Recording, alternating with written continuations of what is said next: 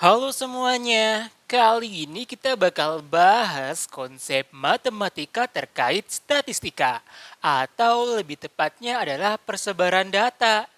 Tapi sebelum jauh ngebahas terkait itu semua, kalian coba lihat gambar ini dulu aja deh.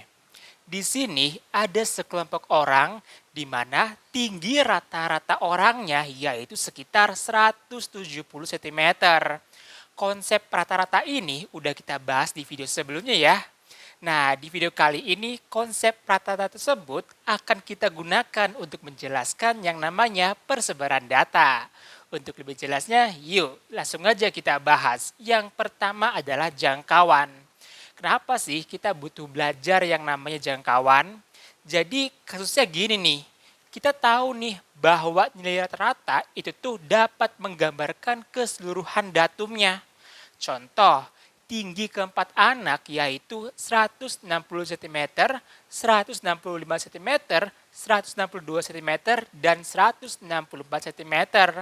Kalau kita hitung nilai rata-ratanya diperoleh yaitu 162,75 cm.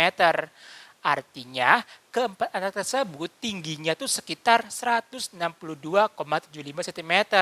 Kira-kira valid nggak? Valid ya, karena keempat anak ini tingginya ya sekitaran ini nih.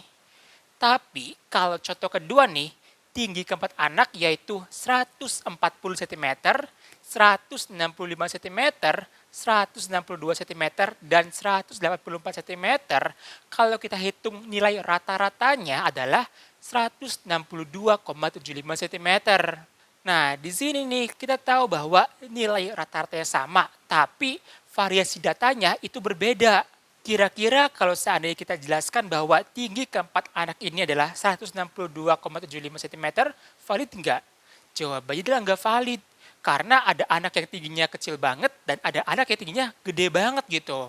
Supaya lebih jelas terkait informasi datanya, maka dibutuhkanlah yang namanya jangkauan. Apa itu jangkauan?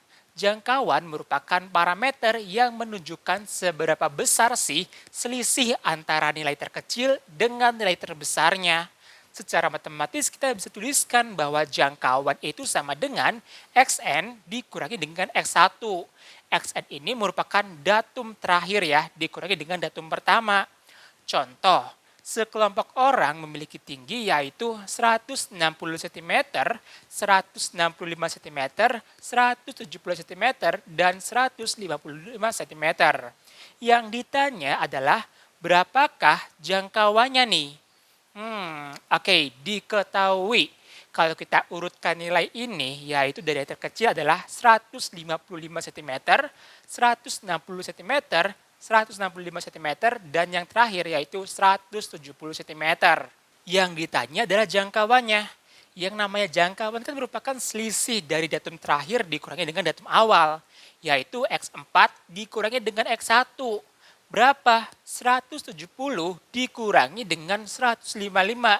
Nilainya adalah sekitar 15 cm. Nah, artinya apa nih? Artinya kalau kita ngomongin jangkauan, itu tuh gini, semakin besar nilai jangkauannya, maka semakin lebar nilai data tersebut. Alhasil, data pemusatan datanya itu tuh kurang valid gitu. Oleh karena itu, kita juga butuh informasi terkait persebaran data. Termasuk materi berikutnya nih, yaitu kuartil. Apa itu kuartil? Kuartil merupakan sekumpulan datum yang dibagi menjadi 4 kelompok sama besar. Contoh, di sini ada data nih, 1, 2, 4, sampai dengan 12. Nah, kalau kita bagi menjadi 4 area, kurang lebih itu bakal kayak gini ya. Ini area 1, area 2, area 3, dan area 4. Q2 ini disebut juga sebagai kuartil 2. Kemudian Q1 adalah kuartil 1 dan Q3 adalah kuartil 3. Nah, sekarang gini, gimana caranya kita bisa ngedapetin nilai Q1, Q2, dan Q3? Jadi gini, Q2 ini atau kuartil 2 itu tuh merupakan median dari data. Kita kan udah belajar mediannya di video sebelumnya. Di sini kita tahu nih bahwa nilainya adalah 6 ditambah 8 dibagi dengan 2, yaitu 14 dibagi 2 sama dengan 7. Artinya nilai Q2-nya yaitu sama dengan 7. Q1 atau kuartil 1 itu tuh nilai tengah dari suku ke-1 sampai dengan suku ke mediannya. Kita cari nilai tengahnya. Ternyata di mana? Di 4 ini nih. Maka 4 ini merupakan nilai kuartil 1. Begitu juga pada Q3, kita bagi nilai tengah dari median ke suku akhirnya, yaitu nilainya adalah 10. Gitu. Ini merupakan konsep terkait kuartil. Terakhir yaitu kita ngebahas yang namanya jangkauan kuartil.